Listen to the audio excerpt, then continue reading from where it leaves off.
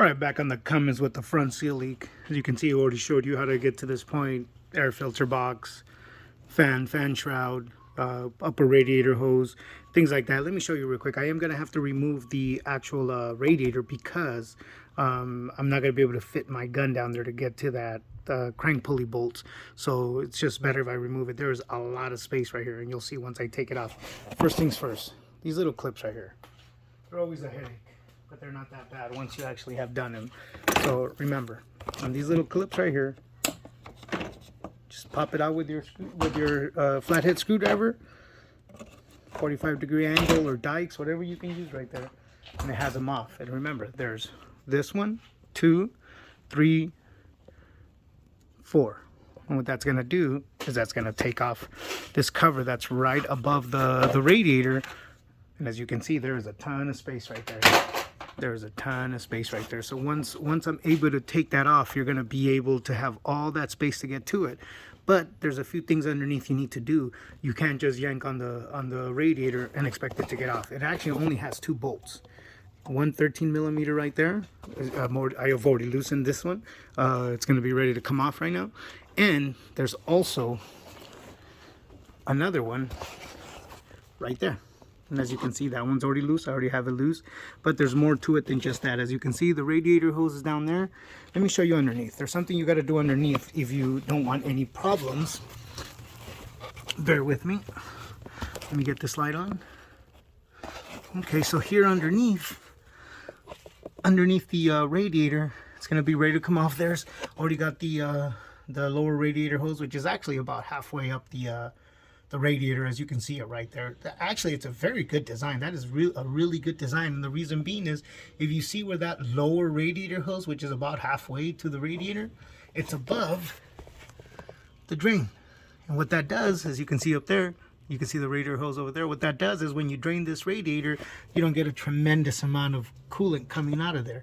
Usually you do, because it never drains all the way. But that one seems to work good too. Another thing, I'm not going to remove these plastics because you can if you take these clips off, but I'm not going to deal with that right now. What we have here is behind the radiator is the power steering pump cooler, or the power steering fluid cooler.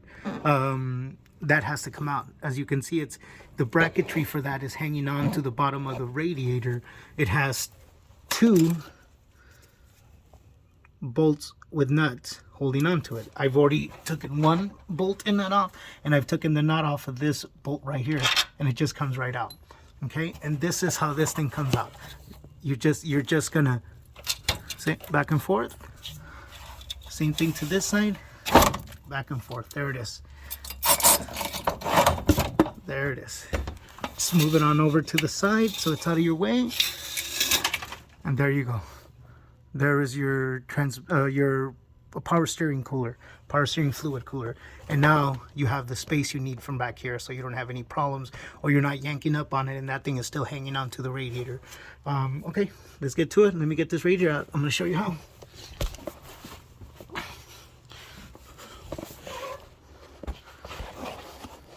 Let me set you up right here. So as you can see, like I told you, you have the 2 bolts on each side. This side and equally on the other side. There's not much else that's going to be to it. There's some hooks in there at the bottom where the radiator holds on to down there, but it's hard to show you the way it is right now. So once I get it off, I'll be able to show you. Also, I put the lower radiator hose next to the lower radiator hose port. That way, when I pull up on it, it's not fighting that hose. But let me show you how that's going to go.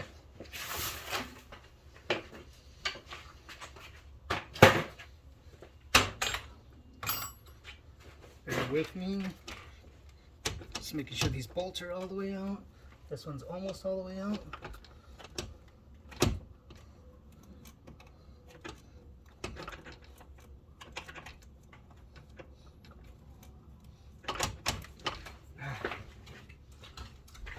As you can see, I got a stuck bolt right here that doesn't want to come out because it's hanging on to the rubber. Now it let go. I don't know if you heard that click.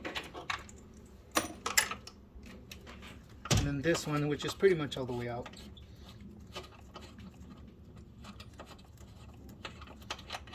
And there it goes. As you can see, the radiator is ready to start coming out.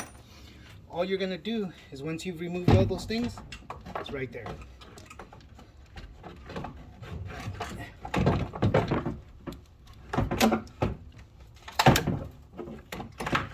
Have to walk it because let me drain a little bit of it right there.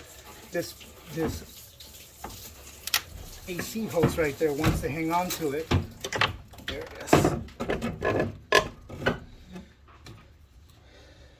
These holders right here, if you take a look at these holders right here, this part of the radiator, that's the part that's hanging on in there. And let me show you how it hangs on there.